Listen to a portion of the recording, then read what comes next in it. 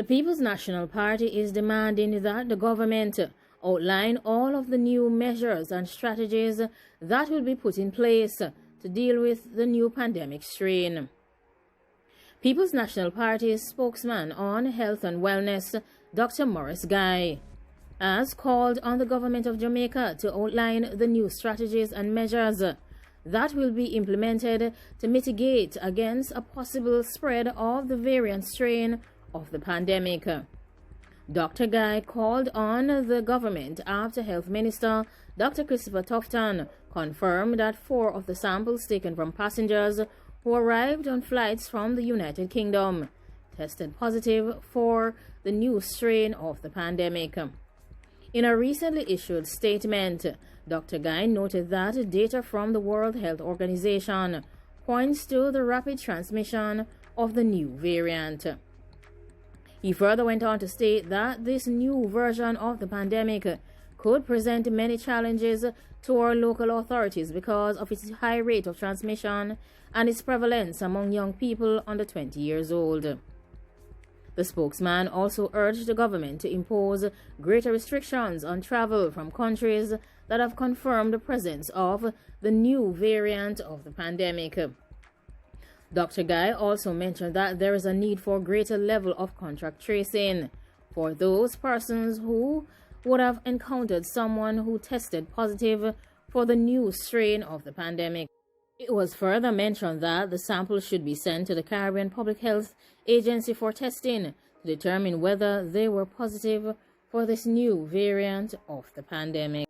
In other related news, there will be 2 pandemic-related field hospitals to be completed by the end of January 2021. These field hospitals that are being erected on the grounds of the Falmouth Public General Hospital in Trelawney and at St. Joseph's Hospital and Medical Center in Kingston are scheduled to be completed by the end of January 2021. This was reported by the Permanent Secretary in the Ministry of Health and Wellness, Dunstan Brand, during a virtual press conference on January 2 at the Ministry's office in Kingston. According to Mr. Brand, we had significant delays because of the rain and because of the nature of the material and the work that is being done. We are not able to proceed with the implementation until the weather changes, so we have given assurances that they will be completed by the end of January. The 2 36-bed facilities are among 4 field hospitals being established across the island to provide 152 additional bed spaces to facilitate the treatment of persons with the pandemic and related symptoms. A 40-bed facility will be based at the Mandeville Regional Hospital in Manchester, while the other 40-bed field hospital has already been set up at the National Chest Hospital in the corporate area. The 2 36-bed facilities are being built at a cost of approximately $199 million by Rogers Land Development Limited. Both hospitals will feature the necessary health infrastructure, equipment, and personnel to respond quickly to the pandemic. There are currently some St. James residents that are lacking water, and this is a necessary utility. The National Water Commission has stated that operations at the Montego Bay Heights pump station in St. James are currently suspended in order to facilitate emergency leak repairs at the facility. As a result, the National Water Commission has said that customers in Montego Heights and its environments will experience disruption in their regular water supply. The National Water Commission has stated that the repairs are expected to be completed by late evening tomorrow, January 4th. The Minister of Tourism, Ed Bartlett, has stated that he is very optimistic that Jamaica could see a bi-weekly flight service established between the 2 countries, Jamaica and Nigeria. He is saying that this could happen after the recent inaugural flight from Lagos, Nigeria to Montego Bay, Jamaica. According to Edmund Bartlett, the Jamaica Tourist Board and its other agency, Jamaica Vacations, will be undertaking a study to determine the most suitable and comprehensive marketing and promotional campaigns to tap into the Nigerian tourism market, from which Jamaica and Nigeria could see exponential reciprocal trade-offs in tourism and travel, as well as trade and investments, among other areas. According to Mr. Bartlett, the JTB and the JAMVAC now have an emergent partnership between them to undertake this exploratory feat.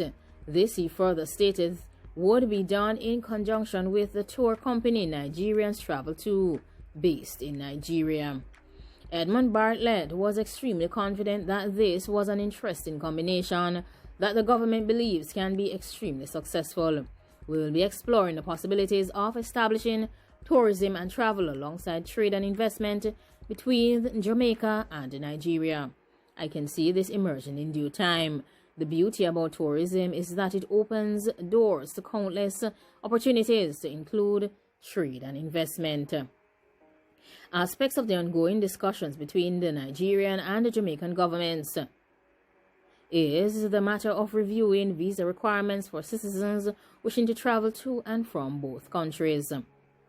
The Nigerian privately owned charter jet Air Peace landed at the Sanksa International Airport, providing the first ever direct flight from the African continent to Jamaica.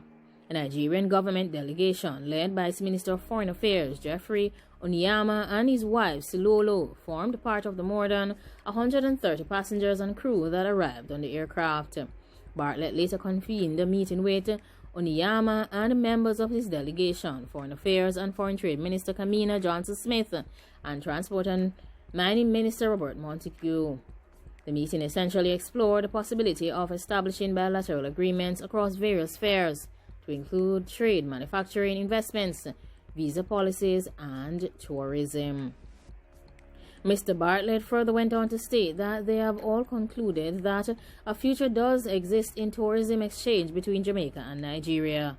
He further mentioned that they think that Jamaica is at the right place in making that connection at the moment, which will start their future in establishing a new market portfolio. He further mentioned that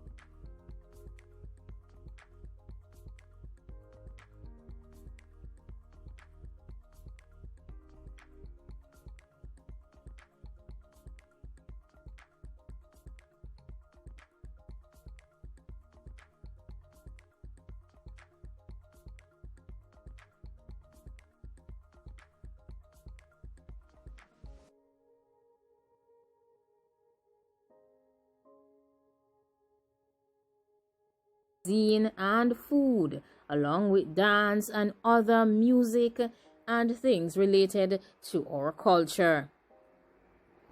Like, comment, share, and subscribe. Let me know what you think about these new initiatives being put in place by Edmund Bartlett and the Minister of Tourism. Of course, Jamaicans have always been fascinated by Africa and returning to the motherland. Therefore, if trips are available for travel from Jamaica to Nigeria, I'm sure a lot of persons will be taking up the opportunity. Part of the demands that have been made by Dr. Morais of the People's National Party is calling on the government to outline all new strategies that will be put in place to curb the new strain of the pandemic. And of course, 2 field hospitals will be completed by January 2021. And of course, we expect to see the completion by the 31st of this month. We hold the ministry accountable for these promises that have been made. According to the Permanent Secretary, delays would have come to fore because of the rain and other related weather matters. Of course, leave your comments down below and let me know what you think about the matters that have been discussed in this session. Thanks for watching and goodbye.